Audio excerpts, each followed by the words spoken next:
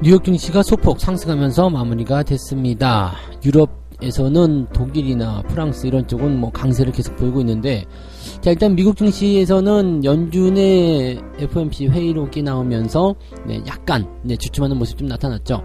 자, 금리 인하는 없다. 그 얘기를 다시 한번 재차 이야기해줬고, 하지만 기술주들이 반등에 성공을 하게 되면서 그래도 분위기는 어느 정도 좋아지지 않았나 생각됩니다. 자, 매파 발언에도 끔떡 안 했던 미국 증시 상황들 알아보도록 하겠고요. 자, 증시가 침체기를 계속해서 겪다 보니까 공매도에 대한 갈등이 다시 일어나고 있습니다. 공매도 폐지해라, 아니다, 더 전면 개방해라, 이런 식으로 개인들의 어떤 불만과 그 다음에 외국인들도 같이 불만을 표현을 하고 있습니다. 그래서 정부 입장에서는 계속 어떻게 해야 될까라고 고민을 많이 하고 있다라고 하는데, 방법은 딱 정해져 있는데 정부는 계속 모니터링만 하겠다, 이렇게 얘기가 나오고 있죠. 자, 이 이야기들 같이 알아보도록 하겠고요.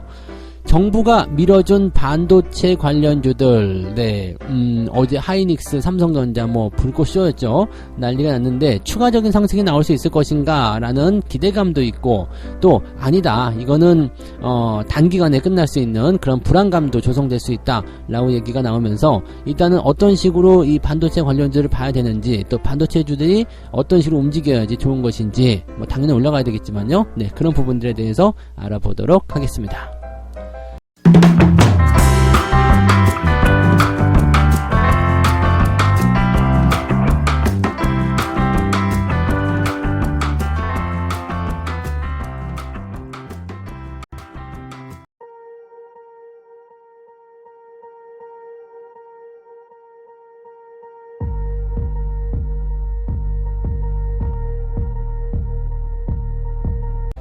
네, 반갑습니다. 자, 오늘은 1월 5일 목요일입니다. 자, 미국 쪽 움직임들이 이제 바닥을 좀 잡아줄 것인가, 이런 것에 대한 기대치가 조금 생기고는 있습니다. 자, 이게 확실하다라고 딱 말씀드리기는 어려운 부분이긴 합니다만, 그래도 증시가 조금 꿈틀꿈틀, 그리고 주가가 더 밀리지 않는다는 것, 이러한 것들은 여러 가지 부분에서 봤을 때 의미가 있다고 볼 수가 있겠습니다. 장중에 계속 들락날락했어요. 초반에 상승 출발했죠. 그리고 조금 올라가다가 뚝 떨어졌습니다. 그러다가 다시 올라가서 고점을 찍고, 그 다음에 슬금슬금 내려오다가 뚝 떨어졌다가 다시 올라갔다가 또 뚝 떨어지고, 계속 이랬어요. 그러니까 이거는 뭐냐면요, 변동성이 굉장히 좀 자주 나타나잖아요. 올라갔다가 뚝 떨어졌다, 올라갔다가 뚝 떨어졌다. 이거는 올라갈 때마다 뭐 하고 있어요? 올라왔네, 던지자, 올라왔네, 던지자, 이거거든요. 떨어질 때마다 사는 게 아니에요. 떨어지니까 더 사서 올리자, 이런 게 아니라 올라가니까 떨구는 겁니다. 그래서 차익 매도라든지 아니면은 이제 본전 매도, 이런 것들을 하기 위한 움직임이 나왔다라고 판단하셔야 되겠죠. 자, 하지만 이 변동폭이 그렇게 생각보다 크진 않아요. 다우지수가 0.4% 정도로 마무리가 됐는데, 고점 대비해서 크게 차이 안 나니까 보면은 1% 남짓한, 그냥 쭉 올랐다 하더라도요 1% 정도 전후에 상승이었을 것 같다 생각되죠. 나스닥은 플러스 0.69, 다우지수는 플러스 0.4%, 요렇게 되어 있다는 거, 이 부분을 참고하셔야 될 것 같습니다. 시장이 가지고 있는 분위기는 그렇게까지 크게 문제되진 않는다 라고 보실 수 있겠고요. 연준의 그 발언이 시장을 자꾸 발목을 잡는 듯한 느낌을 준다라고 얘기를 하고 있는데, 자, 이거는 언론이 발목을 잡는다고 보셔야 됩니다. 지금 FOMC 회의록이 공개가 됐는데, 여기 따르면은요, 금리 인하 없습니다. 이거 다시 한번 얘기한 거거든요. 금리 인하 없습니다. 이 금리 인하를 누가 자꾸 얘기하는 거냐면 시장이 요구하고 있어요. 시장이 얘기하고 있고 시장이 원하고 있어요. 근데 아무도 거기에 대해서 동조를 안 하고 있는데 언론이 계속해서 얘기하는 거죠. 올해 금리 인하 가능성 있을까? 그렇게 이번에는 금리 인하 될까? 그러다가 안 해준다, 실망, 이런 식으로 뉴스를 자꾸 나오는데 금리 인하에 대한 이야기는 연준이 해본 적이 없습니다. 그러면서 연준을 금리 인하 안 해서 아주 나쁜 놈, 시장이 연준 때문에 떨어졌어, 이렇게 얘기하고 있는데 언론 때문에 떨어진 거예요. 자, 1분기 안에 금리 인사는 중단하고 하반기 중에 금리 인하로 방향을 틀 것이다 라고 시장이 또 얘기하고 있는 거예요. 그런데 연준은 당분간 금리 인하는 없어 이런 식으로 얘기했습니다. 뭐 다 아는 얘기잖아요. 뭐 제가 말씀을 드렸지만 얘네들 지금 FOMC에서 이야기한 5.4% 정도까지 이제 높은 수치를 얘기하더라고요. 근데 그 정도까지 가려고 그러면은 지금 수준 대비해서 금리가 한 1% 정도 올라갈 수 있다는 얘기잖아요.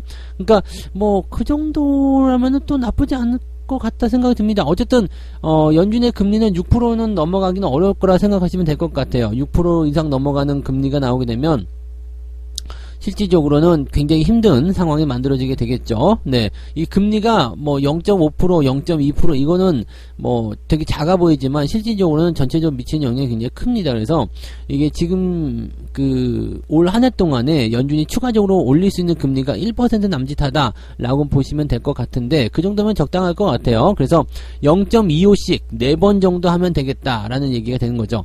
자, 올해 이번 2월 달에 FOMC 첫 회의가 열리는데 여기서 이제 뭐 0.5냐 0.25냐 얘기나 많이 나오는데 0.25% 올릴 확률이 거의 지금 한 80% 가까이 되죠. 그래서 이번부터 0.25씩 한 4번 정도 가지 않겠는가라고 생각을 하고 있는 모습이고요.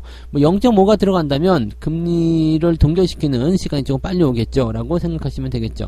근데 지금 이제 연준의 점도표가 전망치가 이제 그렇게 여유가 많지 않기 때문에 0.5를 올리긴 좀 부담될 것 같아요. 0.25씩 가야 되지 않을까 생각합니다. 그러기 위해서는 뭐가 나와야 돼요? CPI 지표가 떨어져야 되고 물가가 떨어져야 되고요. 그 다음에 실업률 또는 경제지표 이런 것들이 도움을 좀 줘야 될 것이다 라고 보시면 되겠죠. 자, 어쨌건 중요한 거 금리 인하는 없다라는 거 이 부분은 우리가 명심하고 있어야 됩니다. 자, 그 다음에 의사록 회의에 참여한 모든 위원들, 모든 FOMC 위원이 만장일치로 금리 인하가 적절하지 않다라고 얘기를 하고 있습니다. 그러니까 현재 상황에서는 뭐 계속 이렇게 얘기하고 있는데 시장은 계속해서 금리 인하 나온다. 연준은 아니라니까 아니라고 몇 번을 얘기해야 돼. 내가 꼭 다 벗어서 보여줘야지 알겠냐? 뭐 이렇게 얘기해도 나 그래도 벗어서 봐도 인하해야 될 것 같아. 뭐 이런 식으로 얘기를 하고 있는 거라서 이게 말이 좀 안 되는 거죠. 그러니까 여러분들은 요거를 잘 보셔야 됩니다. 그리고 여기서 이제 나오는 금리 인하가 없다라는 거 이것에 너무 민감하게 반응할 필요가 없어요. 금리 인하가 없다고 했지 동결한다고 하진 않았다. 동결 안 한다고 하진 않았다 이거예요. 무슨 얘기냐면 금리 인상을 중단한다. 이것은 가능합니다. 이거는 하반기 정도에 나올 수 있을 가능성이 매우 높아요. 그래서 금리를 더 올릴 수 없는 단계. 그러면 인하는 없지만 유지된다라는 얘기가 되는 거거든요. 그리고 유지가 된다라는 것은 금리 인하로 넘어가기 바로 직전 단계라고 생각하시면 되기 때문에 그 정도까지만 생각하셔도 많이 이제 금리에 대한 상황이 완화될 것이다 라고 판단해 볼 수 있는 그런 내용이 되는 겁니다. 그래서 그 내용을 우리가 참고하시면 된다는 얘기죠. 시장에서 금리 인하된다라고 떠드는 거 이거는 시장을 농락하는 또는 시장을 자기들 마음대로 주물르려는 움직임이다 보셔야 됩니다. 그래서 언론이 적이에요. 이런 잘못된 그런 자기들 예상치들이 나오는 거 이런 것들은 좋지 않고요. 이 파월이 무슨 말을 하는지 연준이 어떤 식으로 얘기를 하는지 여기에 생각을 좀 해주시면 될 것 같아요. 자, 그 다음에 경제지표도 한번 살펴보면은요, 미국의 11월 채용 공고 건수가 시장 예상치를 웃돌았다라고 되어 있습니다. 그러니까 일자리 직원을 구하는 구인 공고가 많이 늘어났다는 이야기죠. 그러니까 많이 좀 들어오세요. 우리 사람이 좀 필요해요. 이런 거. 기업이 어려우면 실제적으로 사람을 안 뽑거든요. 그래서 이 구인 공고가 좀 떨어져야 되는데 이게 늘어났어요. 이게 늘어났어요. 물론 이제 시장 예상치보다 늘어났다는 얘기고요. 지난번보다는 감소했습니다. 그래서 이것을 뭐 수치적으로 따지게 되면 좀 줄어들고 있으니까 좀 좋지 않은 거 아니냐라고 생각을 할 수 있는 부분이긴 한데 지금 팬데믹 이전에는 1.2개 정도 실업자 대비 일자리는 1.2개 이렇게 되어 있고요. 근데 지금은 실업자 대비 1.7개의 일자리가 있다는 정도로 됩니다. 그러니까 1인당 하나씩 일자리를 가지고도 0.7개가 더 남아돈다는 얘기입니다. 그래서 그만큼 사람이 더 필요하다라는 식으로 얘기가 되기 때문에 기업들 입장에서는 뭐 할만하다 라고 되는 거죠. 기업들이 지금 구인 공고 많이 붙어있지 않느냐, 근데 너희들 왜 놀아? 이렇게 얘기가 될 수 있는 부분이라서 네, 요거에 대한 부분은 고용시장 나쁘지 않은데, 네, 실업률 괜찮은데 이런 얘기로 갈 수가 있는 거죠. 그러면은 경기가 부담스럽지 않아. 그 경기가 부담된다면 쟤네들이 사람 뽑겠어? 이런 식으로 얘기가 될 수 있는 거고. 자, 사람들이 힘들다고 하지만 자기들이 일을 안 하는 거지. 봐봐, 자리가 많잖아. 실업자 한 명당 1.7개의 일자리가 있다는데 가서 일해도 되잖아. 투잡 뛰어도 되잖아. 이런 식으로 얘기가 나오는 거가 되는 거죠. 네, 그래서 어렵지 않아 라는 식으로 얘기가 될 수밖에 없기 때문에 그렇게 되면 금리를 더 올려도 되겠네 라는 생각으로 갈 수 있다는 얘기죠. 자, 대신에 이제 제조업, 네, 구매관리자 지표, 이거는 48.4가 나왔습니다. 그래서 조금 더 위축되는 모습들. 지난달에는 49가 나왔었는데 이거보다 더 밑으로 떨어졌어요. 네, 예상치보다 더 떨어졌고요. 그래서 요것만 보면은 약간 이제 경기가 안 좋아요, 이렇게 볼 수 있겠습니다. 이 구매관리자 지표는 자재과장, 자재부장, 이제 뭐 이런 데서 물건을 우리 아직 재고가 많아서 좀 덜 살 거예요 라고 얘기하는 거가 똑같다 생각하시면 된다고 그랬죠. 네, 그래서 그렇게 되면 생산에 대한 어떤 속도가 좀 줄어들게 되고 생산량이 좀 감소한다 쪽으로 볼 수가 있습니다. 그러니까 그런 정도라면 시장이 조금 주춤거리고 있다. 네, 장사가 잘 안 된다. 실적이 별로 좋지 않다. 이런 식으로 생각해 볼 수 있는 부분이 좀 되겠죠. 자, 뉴욕 증시 전문가는 뭐라고 했느냐? 연준은 금리 인상 속도를 늦추고 싶어 하긴 한다. 하지만 시장이 파티를 시작해서 금융 환경이 완화되는 것을 원하지 않는다. 이게 무슨 얘기냐면요. 연준도 지금 빅스텝, 자이언트 스텝, 울트라 스텝 얘기 나오면서 금리에 대한 공포를 막 줬잖아요. 근데 연준도 그걸 계속 진행할 수는 없는 거 알고 있어요. 그래서 금리 인상의 속도를 낮추고 싶어요. 근데 금리 인상을 조금 줄이겠다라고 얘기하니까 어떤 식으로 나오느냐. 0.75에서 0.5로만 줄어도 그냥 금리 인하가 나오는구나 이런 식으로 얘기가 나오고 이제는 끝났다 난리를 하면서 이제 주가가 막 폭등을 하고 축제를 터뜨리고 이렇게 돼가지고 시장 환경이 막 올라가 버리게 되면 그것 또한 골치 아프다는 얘기죠. 그러니까 연준 입장에서는 금리 인상을 이제는 더 급하게 할 수 없고 이제 정상으로 돌리고 싶은데 그것 자체를 시장이 왜곡을 해서 파티의 그런 상황으로 몰고 가면은 좀 골치 아픈 거 아니냐 이런 식으로 얘기가 되는 거죠. 자, 인플레이션 억제하기 위해서 긴축을 원하지만 경기 침체를 만들고 싶지는 경기 침체를 야기하고 싶지는 않다 이런 식으로 얘기를 하고 있는 거죠. 되게 어려운 상황이긴 한데 그러니까 금리를 급속도로 올리거나 이런 이야기 하지 않고 그 다음에 연준 위원들 나와서 쓸데없는 소리 안 하면은 시장은 알아서 잘 돌아갑니다. 지금 정도면 됐어요. 이 정도 하면서 이제 금리는 점차적으로 낮아지겠지만 지금은 그래도 금리를 좀 올려야 돼요. 유지해야 돼요. 이 상태로 갈 겁니다. 근데 문제는 시장이죠. 언론이에요. 네, 파월은 계속 그 정도로 충분히 얘기했던 것 같은데 언론이 계속 금리 인하가 될 것이다. 금리가 어쩌고 항상 부추기고 부채질하는 것은 여론이었다는 것을 꼭 기억하시기 바랍니다. 자, 어쨌든 따지고 보면 미국 증시 상황은 크게 문제 없었던 것 같아요. 기술주들도 반등해줬죠. 테슬라 그 돈나무 언니인가? 걔가 17만 주를 쓸어 담았다는 얘기 하는데 걔는 지난번에 코인도 완전 폭망해가지고 그러던데 이번에 테슬라를 잘 될라나 모르겠네요. 네, 아무튼 테슬라 과매도다 해가지고 매수를 좀 해야 된다라고 얘기하는 사람들이 많더라고요. 근데 12% 폭락하고 5% 올라간 거에 열광하면 조금 애매하지 않을까 싶긴 합니다. 네, 어쨌든 기술주들 반등 나오면서 분위기 좀 좋아졌으니까 국내 증시 상승 흐름 그대로 이어갈 수 있지 않을까 생각해봅니다. 두 번째 이야기 넘어갈게요. 공매도 얘기입니다. 공매도 얘기는 사실 하나만한 이야기이긴 한데 그래도 한 번 더 얘기가 또 나왔으니까 한번 짚고 넘어가 보죠. 자, 공매도는 주가가 하락할 것으로 예상되는 주식을 빌려서 주가가 내려가면 다시 사서 갚는 방식. 즉 주가가 이거 내려갈 것 같은데 그러면은 주식을 빌려, 나한테 없으니까 빌려가지고 그거를 매도를 칩니다. 자, 이거는 이제 대차라고 하죠. 여러분들 가끔씩 계좌에서 요청이 오죠. 주식 좀 빌려주세요 라고 얘기가 옵니다. 그러면 주식을 빌려주면 그거 갖다 파는 거예요. 그러면서 이자를 줍니다. 여러분한테. 왜? 빌려갔으니까. 그럼 이자 몇백 원 받으려고 주식 팔면은 내가 가진 주식이 떨어진다고 생각하시면 됩니다. 자, 어쨌든 중요한 거는 그게 아니라 여러분들이 이제 계좌에서 나 이제 주식 빌려주는 거 싫어요 라고 설정하실 수가 있습니다. 그렇게 설정해놓으면 요청이 안 들어와요. 그러면 얘네들이 주식 빌릴 데가 없어가지고 아마 안 될 것 같은데 그렇게 해도 괜찮은데 아무튼요. 네, 그래서 공매도에 대한 부분들을 주가가 크게 폭락했었던 팬데믹 시절에 이제 공매도를 전면 금지했었는데 그 이후에 이제 점점 부분적으로 공매도를 허용을 했죠. 그래서 코스피 200 코스닥 150 이쪽으로 되어 있는데, 외국인들은 지금 불만이 많아요. 전면적으로 풀어달라 이런 얘기를 하고 있고요. 개인 투자자들은 지금 이 공매도 때문에 아주 피곤하다, 폐지해라 이런 얘기가 나오고 있는 겁니다. 만약에 말이에요, 코스피 200과 코스닥 150 지수에 대해서만 공매도 금지고 나머지 다 풀어주면 어떨까요? 시장 안 빠졌을 것 같아요. 네. 왜냐면 지금 사실 공매도 가지고서 대형주만 집중되니까 대형주를 때려버렸잖아요. 그러니까 걔네들이 주가가 엄청나게 밀려버렸거든요. 근데 지금 이 공매도에 대한 부분들이 뭐 현재로서는 저는 그렇게 생각해요. 뭐 전면적으로 이제 뭐 공개가 전면적으로 이제 다 풀린다. 그런다고 하더라도 이제는 별로 문제가 없을 것 같습니다. 왜냐면 대형주들은 이미 바닥을 다 쳤어요. 그러니까 외국인들 입장에서는 지금 다 풀어달라고 하는 입장은 뭐겠어요? 아, 여기 지금 먹을 게 없으니까 다른 쪽으로 가게끔 이것도 좀 풀어줘. 이렇게 얘기가 나오는 거고, 개인 투자자들은, 네, 그냥 주가 하락이 크기 때문에 공매도 이거 전면 금지, 이거 다 해줘요. 이렇게 얘기를 하고 있는 모습이라고 생각합니다. 물론 이제 이렇게 된다라면은, 이제 저쪽으로 갈 수도 있겠죠.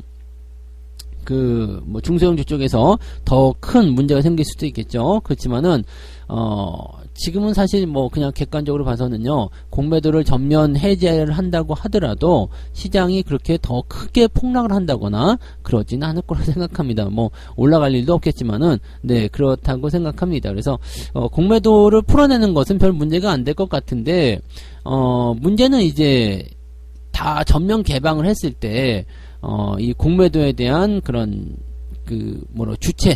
주체들이 누구냐, 그 다음에 뭐 종목들을 타겟팅 해가지고 약간 작전식으로 가는 거죠. 그래서 불법 공매도 그런 것들, 또 그러면서 수익은 많이 걷어들이고 또 세금 찔끔 내고, 뭐 100억 벌고 10억 벌금 내버리면 뭐 그러면 개인들만 피곤한 그런 상황이 되는 거죠. 그러니까 그런 것 나오는 거 아니냐 이런 식으로 얘기가 되는 거죠.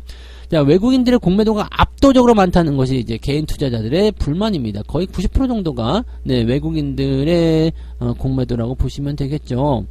이런 상태에서 뭐 받아줄 만한 그런 부분도 없어. 연기금은 가서 그냥, 네, 나가 떨어져 갖고 뒹굴고 있죠. 네, 그런데다가 지금 대형주들 올라가 있었던 거, 2021년도부터 대형주들 올라가 있던 건 그냥 다 공매도로 끌어내렸죠. 삼성전자, 하이닉스부터 시작해가지고요. 게임주도 해가지고, 뭐 인터넷 관련주, 뭐 카카오, 네이버, 개인들이 많이 있었던 종목들 다 끌어올린 다음에 다 때려버렸어요. 얼마나 그게 북적북적 했었습니다. 그거 갖다 때려버린 거고, 지금 2차전지 때리고 있는 상태죠. 그러니까 이렇게 돼버리게 되면은, 이제 결국에는 개인 투자자들은 대형주에서 다 털리게 되는 거죠. 그러다가 이제, 공매도를 금지한다. 자, 공매도는 제가 말씀드렸지만 공매도는 어디서 때려요? 위에서 때립니다. 지금 주가 다 내려와서 밑바닥까지 마이너스 70% 떨어졌는데, 지금 카카오 공매도 금지한다고 해가지고 뭐 대단히 뭐 있을 것 같아요. 공매도 그냥 계속 놔둬도 돼요. 더 칠 게 없어. 카카오로 공매도 더 칠 게 뭐가 있겠습니까? 내려봤자 거기서 거기지 뭐. 그러니까 지금 이런 상태에서 뭐 공매도를 뭐 재개하냐 마냐 이건 사실 별 중요하지 않습니다. 근데 이거는 이제 한 가지 문제가 될 수 있는 게, 공매도를 재개하게 됐을 때는 중소형주 조그만 종목들에 또 개인들이 들어가 있잖아요. 걔네들 테마성으로 치고 올린 다음에 공매도 때려버리면 아주 피곤한 상황이 벌어지게 되는 거죠. 그래서 이런 부분들은 이제 개인 투자자들이 막아내야 되는 그런 내용일 수도 있겠습니다. 그래서 근데 외국인들이 이제 공매도 전면 개방해줘, 중소형주들 할 거 하고 싶어 해서 그쪽으로 외국인 넘어간다고 하더라도, 중요한 건 뭐냐면 대형주가 지수를 결정하기 때문에 지수가 빠질 일은 없다는 얘기입니다. 그러니까 처음에 개방을 할 때 대형주에만 공매도를 열어주는 것이 아니라 중소형주만 열어주고 대형주를 묶어놨으면 지수가 이렇게까지 안 빠졌을 것이다, 이렇게 생각도 해볼 수가 있겠죠. 네. 자, 중요한 거는 저거예요. 뭐 공매도 해라 이거야. 근데 계속적으로 연장하는 거, 네, 그런 부분, 이 계속적으로 뭐 기간을 연장하고 뭐 기간 연장하고 뭐 이런 거잖아요. 근데 이거가 좀 해달라 이런 얘기인데 지금 뭐 고쳐지지 않고 있죠. 그리고 이 부분에 대해서 뭐 불법적으로 이루어지고 있는 모니터링 하겠다. 그 모니터링, 뭐 무차입 공매도, 불법 공매도 이런 거 뭐 하겠다인데, 뭐 과태료 처분을 받으면서 계속 한다는 얘기지. 네, 왜냐면 벌어들이는 게 더 많으니까. 아니 그렇잖아요. 뭐 100억 벌고 20억, 30억 뭐 벌금 낸다 그래도 70억이 남는데 뭐 누구라도 하려고 하지 않겠어요? 그 다음에 뭐 잡혀가는 것도 아니고 뭐 벌금 내고 만다 그러면은 야 그렇게 해. 네, 왜냐면 수입과 손해가 딱 갈라져 있잖아요. 나 100억 벌고 30억 손해내고 뭐 벌금 내고 나 아무런 뭐 상황도 아니야. 그냥 벌금형이야. 끝났어. 이렇게 되면요, 누구라도 하려고 하지 않겠습니까? 그러니까 이런 것들을 좀 막아달라는 이야기죠. 뭐 MSCI에 뭐 편입을 하든 말든 뭐 그 중요한 게 아니죠. 근데 뭐 외국인들은 만약에 전면 재개 안 해주면은 우리는 한국 시장 매수 안 할 거야 이렇게 얘기가 나오고 있어요. 네, 네 마음대로 하세요라고 얘기를 해야 될 것 같기도 한데. 아무튼 이 부분은 좀 정부가 좀 현명하게 좀 해줬으면 좋겠어요. 그리고 시기적인 부분에서 너무 늦게 하게 되면 다 필요 없어요. 네, 너무 늦지 않게 해주시는 것이 필요하다는 거 참고를 해보셨으면 좋겠습니다. 늘 똑같은 얘기예요. 공매도에 대해서는 똑같은 이야기고 똑같은 걸 요구하지만 똑같이 들어주지 않고 네, 똑같이 불리하게 되어 있다는 거 네, 안타까운 부분입니다. 세 번째 이야기 넘어갈게요. 네, 정부가 밀어준 반도체 시장에서 화답을 해줬다. 지금 삼성전자와 하이닉스가 빵 치고 올라가면서 걔네들 올라가면 주가 무조건 올라간다는 거 말씀드렸죠. 네, 그래서 이 부분이 좋은 건데 무슨 얘기였냐면 그 세금을 깎아준다라는 얘기가 됐습니다. 세금을 깎아준다. 네, 물론 이제 뭐 한시적인 내용이 좀 될 수도 있겠습니다만 어쨌든 세금을 깎아준다는 건 중요하겠죠. 그래서 대체적으로 이제 이런 기업들이 세금이 부담을 좀 줄여주게 되면 대체적으로 좀 뭐랄까 투자 자금이 늘어난다 이런 효과가 좀 있어서 거기에 대한 어떤 기대치도 생기게 되고요. 실적적인 부분들이 좋아집니다. 자, 삼성전자의 올해 예상 순이익이 약 20조에서 25조 원으로 예상되고 있는데 세액공제를 적용한다면 4에서 5% 정도 순이익 증가 효과를 누릴 것이다. 이렇게 얘기되는 거죠. 자, 이것을 순이익으로 잡지 않고 그냥 투자에만 진행을 하더라도 투자 금액이 늘어난다라고 보시면 되겠습니다. 자, 10조 원 정도를 투자할 경우에 약 1조 5천억 원 정도의 세액공제 혜택이 기대된다. 그러면은 요 11조를 뭐 투자한다라고 보시면 되는 거죠. 그러니까 그 투자금도 더 늘어날 수 있는 상황이 되는 거고 또 세금으로 인한 어떤 비용 이런 부분들이 감소하기 때문에 실제로 벌어들인 이익은 더 늘어날 수 있는 상태가 된다. 이런 정도로 생각하시면 되겠죠. 그래서 이렇게 된다면은 뭐 반도체 관련 종목군들의 어떤 상승이 늘어나면서 기대치를 좀 모아갈 수 있겠죠. 왜냐면 이제 뭐 실적이나 전망치에 대해서 딱 이제 펀드 매니저들이 잡아놓은 물량의 비중이 있을 거 아니에요. 근데 더 좋아진대더라 이렇게 얘기하면 어떻게 되겠어요? 네, 그러면 이 업종에 없는 투자를 안 했던 펀드 매니저들이 매수를 해야 되잖아요. 그러면은 기관적 매수가 쏠리게 될 가능성이 높다는 얘기죠. 아직까지는 들어오지 않고 있지만 그런 부분들이 이제 확인시 되면 더 밀고 들어온다. 그러면 좋은 뉴스를 통해서 이제 뭐 반도체도 슈퍼사이클이나 뭐 이런 얘기 또 나올 수도 있겠죠. 그러면서 막 치고 올라가게 되면 주가가 또 상승하게 되는 상황이 벌어진다. 뭐 이렇게 되는 거죠. 네, 그래서 더 좋아지는 상황이 벌어질 수 있을 것이다 라고 되어 있는데, 자, 다른 쪽 뉴스를 보게 되면 근데 아직 경계해야 될 부분이 있다. 왜? 삼성전자의 감산이 아직 공식화되지 않았다. 감산을 하지 않으면 재고가 늘어나서 비용이 부담되고 뭐 어쨌든 네, 좀 답답하다. 그러니까 공급 조절을 해줘야지만이 DRAM 가격이라든지 이런 그 반도체 가격이 상승하면서 수익권이 좋아질 것이다 라고 되어 있는 부분입니다. 삼성전자 입장에서는 아직은 네, 이 감산 안 한다는 얘기가 있었단 말이에요. 근데 이제 마이크론 테크놀로지라든지 하이닉스가 감산을 하게 됐다라는 상황에서 삼성전자 이런 그 공급에 대한 부분들을 계속 확장했을 때 두 가지를 보고 있습니다. 삼성전자 입장에서는 시장 점유율을 더 늘릴 수 있는 상황이 될 것이다. 왜? 다른 데는 감산하고 나는 계속 만드니까 그러면 삼성 거가 더 시장이 많이 풀리지 않겠냐? 이런 전략 하나. 근데 문제는 삼성전자가 만약에 공급을 줄인다라고 한다면 이거는 호재가 될 거라는 얘기가 또 있습니다. 뭐 삼성은 감산을 지금은 이제 안 하게 되면은 네, 악재가 된다는 얘기가 좀 나올 수도 있겠네요. 네, 뭐 재고가 계속 늘어나는 부분에다가 반도체 업황이 계속 좋지 않다라고 한다면 계속해서 만드는 것은 조금 손해가 될 수 있잖아요. 그러니까 그런 부분을 좀 보셔야 될 것 같고. 그래서 지금 삼성전자의 감산이 아직 공식화되지 않았다는 것이 이제 약간 실망감이 나올 수 있는 위험 요소다라고 되어 있는 부분인데, 삼성전자 입장에서는 일단은 감산 안 한다는 얘기에서 감산을 한다라는 쪽으로 입장 표명을 할 수도 있는 거니까 요거는 기다려볼 필요가 있겠고. 제 입장에서는 네, 감산을 해주는 것도 괜찮을 것 같아 보여요. 왜냐면 재고를 떨어내면 가격이 올라가기 때문이죠. 네. 자, 그 다음에 실적 뭐 실적에 대한 부담감은 이제 주가에 이미 반영됐다라는 이야기가 많아요. 워낙 많이 내렸기 때문에 실적 나쁘다는 거 알고 있어. 그래서 내가 주가가 떨어졌잖아. 이렇게 얘기가 나올 수도 있는데 예상했던 그 실적 예상치보다도 더 낮게 나올 수도 있다라는 위협이 있다. 자, 6일 내일입니다. 내일 삼성전자가 잠정 실적을 발표할 전망인데 전망치보다 더 낮은 실적이 나와서 진짜 어닝 쇼크야 이거 나오게 되면 네, 아주 쇼킹한 상황이 벌어질 수 있다. 이게 이제 위험한 수치겠죠. 그러면 이거는 최소한 이제 이번 주 지나가면 되겠네요. 네, 그래서 어떻게 보면은 지금 삼성전자나 하이닉스 얘네들 주가 올려놓고 실적 발표해놓고 다시 떨어뜨릴 수도 있어요. 그러니까 이런 것들은 조심해야 될 필요성이 있다 정도까지로만 보시면 되겠습니다. 근데 어쨌건 중요한 거는 이거예요.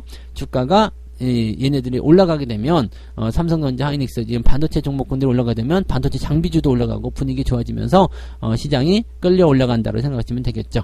자, 어쨌건 지금 이렇게 주가가 상승한 포인트 무조건 따라가지 마시고요. 자, 올라간 이후에 한 번씩 변동 준다는 거 절대 잊지 마시기 바랍니다. 지금보다 조금 더 가격을 높게 산다고 하더라도 치고 올라간 이후에 들어오는 거 확인해서 지지선 잡고 달 때, 그럴 때 2차적인 포인트에서 매수하시기 바랍니다. 밑에서 산 사람 아니라면 반등 이후 들어왔을 때 그런 눌림목 비슷한 공략 포인트를 공략하시는 게 중요하다. 이렇게 보시면 되겠네요. 네. 자, 이렇게 오늘 세 가지 이야기 전달해 드렸습니다. 뭐 부담될 건 없어 보입니다. 매파적인 연준의 발언에도 미국 증시는 상승세를 보였다. 중요한 포인트죠. 앞으로 더 좋아질 수 있겠다 생각되는 부분 좀 있습니다. 뭐 지금 나쁜 소식 별로 없으니까 거기에 대한 기대감 좀 걸어보고요. 뉴욕 증시도 이제 반등을 조금 해주게 된다면 괜찮을 것 같아요. 기술주들이 정신을 좀 차리고 움직이면 좋겠고 조금이라도 올려놓게 된다면 네, 일단 분위기는 좋아지지 않을까 생각합니다. 자, 그 다음에 증시 침체에 공매도에 대한 갈등이 더 불거져 나오고 있다. 공매도에 대한 이야기는 뭐 충분히 말씀드렸지만 기간에 대한 그 연장하는 거 그것만 좀 잘해주면 별 문제 없을 것 같다 생각되는데 잘 안 해주고 있고 지금 뭐 공매도 금지 뭐 이거 뭐 한다고 해서 크게 효과 있을 거 아닙니다. 그래서 증시가 어차피 저점인데 여기서는 이제 알았어 공매도 금지해줄게 라고 얘기하게 되면 어떻게 돼요? 그렇게 되면은 주가는 올라가겠지. 그러면 그게 뭐 공매도 때문이다라고 또 인식이 바뀔 수 있는데 지금은 뭐 그렇게 크게 적어할 것 같지 않습니다. 자, 그 다음에 정부가 밀어준 반도체죠. 이제 세액 공제에 대한 기대감을 좀 주면서 이제 주가가 이제 상승할 수 있는 배경이 좀 나왔는데, 뭐 정부 차원에서도 아직 뭐 잡음이 좀 많은 편이기도 하고요. 삼성전자의 감산이나 실적에 대한 부담감들이 아직 발목을 잡고 있는 상황이긴 하다. 그래서 주가가 많이 올라가는 시점을 보면서 따라가면 안 되고요. 올라간 이후에 한 번씩 들어올 때 그런 자리를 노려봐라 이렇게 말씀을 드릴 수가 있겠습니다. 이 부분 참고하시고요. 네, 자, 책 한 곡 읽고 마무리하도록 하겠습니다. 행운이란 우리가 열심히 일하고 성공을 준비하고 있을 때만 찾아온다. 아무런 준비도 없이 또 땀 한 방울도 흘리지 않은 채 행운이 오기를 기다린다면 그것은 공연불에 불과할 뿐이다. 아무것도 하지 않고 밥줘이 그런 거는 네, 재벌집 막내 아들이라 가능한 거니까 하지 마시고 네, 항상 준비하고 노력하세요. 시장의 상승이 딱 다가왔을 때 나 준비됐어 가자 이게 돼야 되거든요. 뭐 왔다고? 그러면서 허겁지겁 그때부터 방 치우고 막 그렇게 되면 이미 늦었잖아요. 그러니까 그런 부분들을 꼭 기억하시기 바랍니다. 언제나 네, 라면을 먹으러 갈 수 있는 준비를 하란 말이에요. 아시겠죠? 네, 자, 여기까지 하도록 하겠습니다. 오늘도 화이팅 하시고요. 이따가 장중시장 때 뵙겠습니다. 고맙습니다. 본 방송에서 제공되는 모든 정보는 투자 판단의 참고 자료이며 투자의 최종 책임은 본 방송을 이용하는 본인에게 있습니다.